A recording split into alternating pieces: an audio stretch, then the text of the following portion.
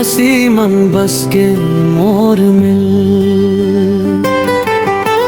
सुघर सपना जैसन लागस रे तैं आस तमोर जिंदगी जागिस रे जत का दूर जावे मन नहीं माने तोर बिना ये दुनिया सुन न जाने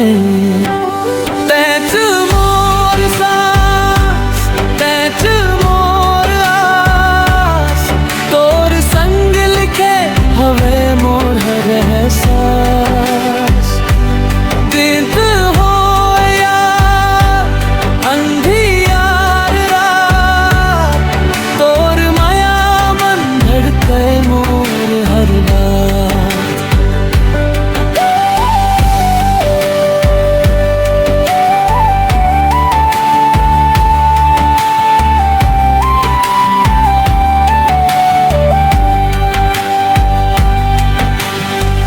बरखा के बूंद मन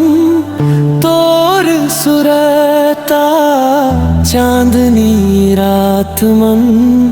तोर मुस्कान हाथ धर ले छोड़ बे नहीं कबू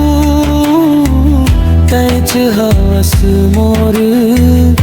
पूरा जहान किस्मत जैन रद्दा लिख दे